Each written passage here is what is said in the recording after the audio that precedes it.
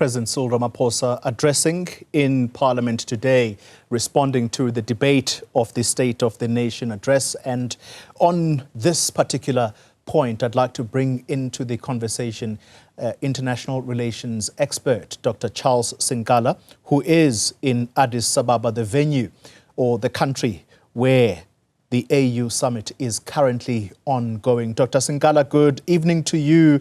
Our time, it's good to have you with us. President Ramaphosa spelling out that South Africa was actually the one that made it a point in Tanzania last weekend that non-state parties, in particular M23, be part of the negotiation process in order to try and bring not only stability but peace to the DRC. Is this the first, and do you think that it will go some distance to cooling matters there?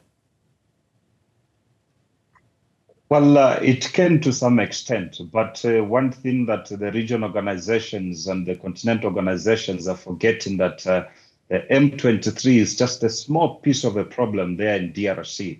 There's already more than 150 militia there, including the mercenaries who are in Congo there, who are scrambling for the minerals and other interests that they need.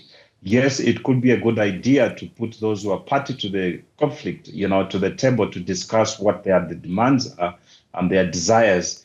But, having only 2% of the bigger problem will result into zero results in terms of what the people of Africa and particularly the people of DRC desires. Let's talk about what is expected at that summit. The heads of state, my understanding is that they are going to be arriving soon. President Ramaphosa, I have heard reports suggesting that he might have a one-on-one with President Kagame of Rwanda. Is that indeed the expectation? And if indeed that is the case, what do you think will result of their bilaterals? I think it is one of the President Cyril Ramaphosa's agenda. We can't forget not long ago, there was a diplomatic spat between the two heads of state where the other one accused the other one of being a liar. And I think for the sake of continuity and maintaining those relations, I think a one-on-one meeting will be there to iron out such matters. And notwithstanding that Paul Kagame has been central in terms of being identified as one of the biggest problems of influencing conflict or escalating conflict in DRC.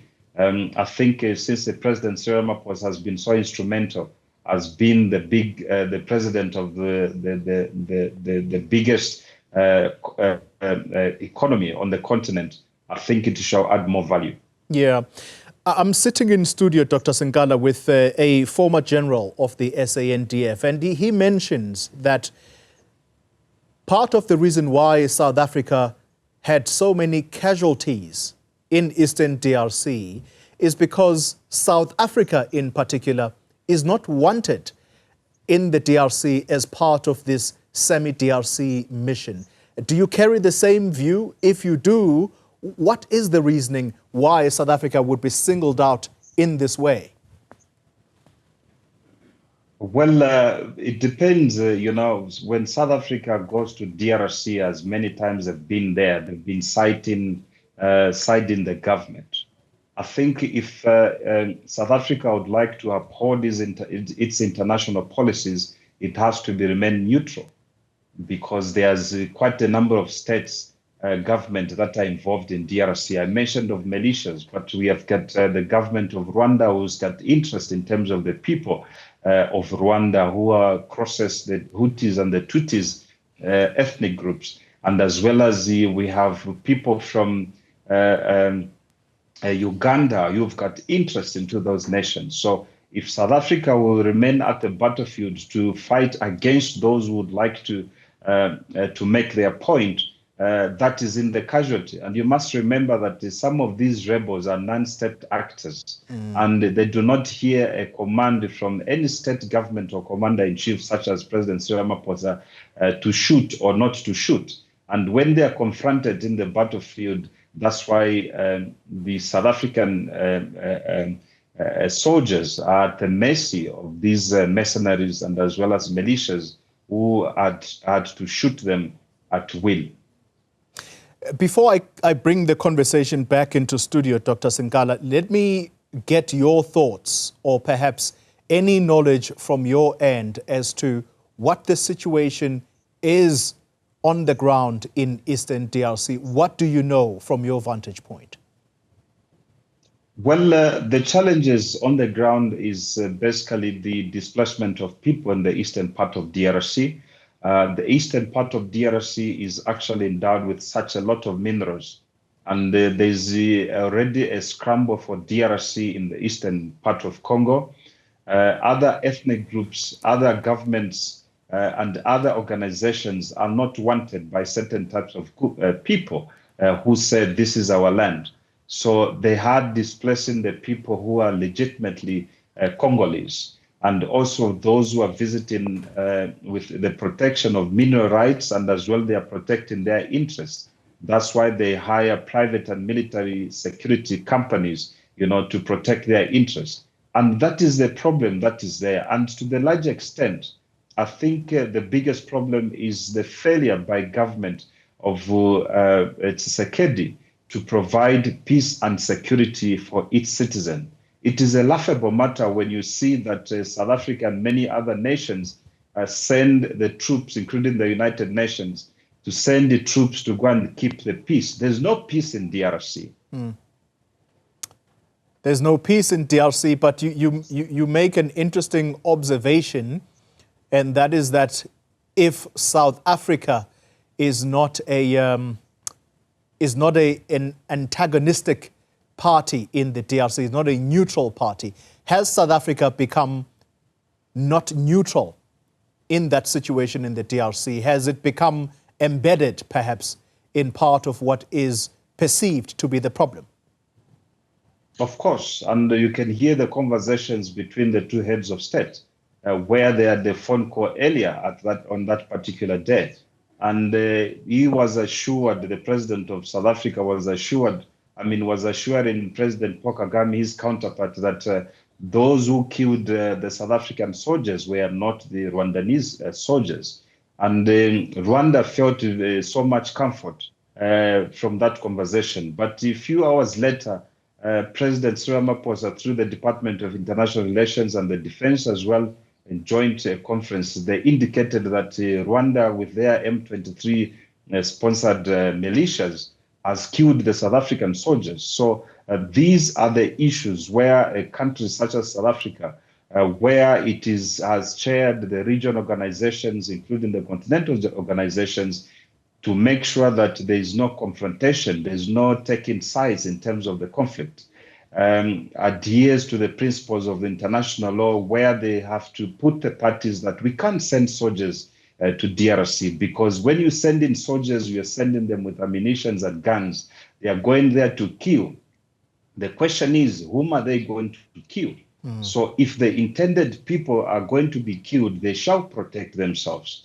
That's why I repeat to this day what the former president of Cuba, Fidel Castro, said, that I'm never going to send soldiers, I'm not going to send arms and ammunition to any country, but I shall send medical doctors. And I think the regional organizations meeting here in Addis Ababa to discuss in terms of the agenda of the AU, it simply be a talk show, just like it has been for a very long time, as it has failed to deliver the aspirations of the African people. We take back 62 years ago on the formation of the Organization of African Union, which signified that it shall keep peace for the Africans, and it shall do the premise to support the interest of the people. That has failed. And subsequently, in 1991, they had to revise the name to AU, which we have now. Still, the problem is not the name, it's a problem that it is incapacitated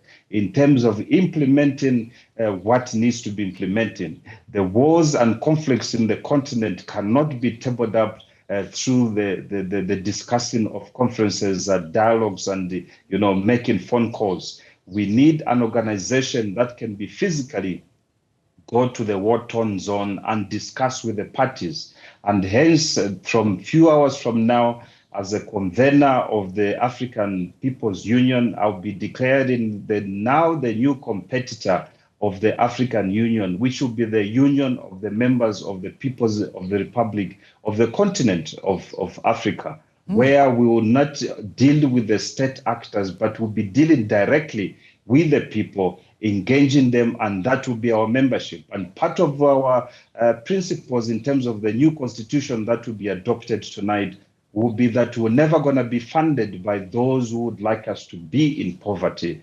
We'll be funded by the membership. And we already anticipated that by the close of dawn tomorrow, we'll have more than 1 million members who subscribe to this, which will have a structure of the Pan-African Parliament. It will have a structure of the Constitutional Court. It will have a structure of the Commission of Elders, which shall be consisted of heads of state and former heads of state, who will be actively participating in terms of implementing and standing and making sure that these conflicts, they end on the continent, because we don't see any light at the end of the tunnel as we continue the talk shows with these organizations. As I let you go, Dr. Sinkala, do we know at this stage whether President Tshisekedi is going to be part of the heads of state who descend to Addis Ababa? Well, we don't know. I haven't heard of him trying to make a statement or even any sign of him coming this side. You can remember very well, very quickly, that the other first agent meeting, which was headed by President William Ruto of Kenya, to discuss the conflict and to mediate between Paul Kagame and Tshisekedi, he never pitched for that meeting. Even the last joint sitting of the East African Community and as well as the SADC region, he came by virtue, and we don't see him being part and parcel of ending the conflict. I was with a view that with every conflict, we need to see the two heads of states and government to be in the same room after discussing their problems and the issues. They need to shake hands at the end of the day. But this thing of his absenteeism and his thing of him not being serious about the dying of his people, this thing of him as a president producing asylum seekers at an industrial scale, which are giving a very big impact to other African countries, has to be stopped. And hence, I do not see him to come there. If he comes, yes, well and good, but we would like him to take a front seat in terms of talking about these issues. He must be open and not only accusing or talking about M23 and the Rwandan government. He must also mention the United States. He must also mention the Bill Gates Foundation. He must also mention the Hillary Clinton Foundation, who are going there and flying a lot of minerals outside the territory of Goma and the entire DRC at the expense of the Congolese people and at large the African people. Dr. Charles Sinkala talking to us from Addis Ababa, the country right now that is hosting, as we speak, the African Union Summit. He is an international relations expert.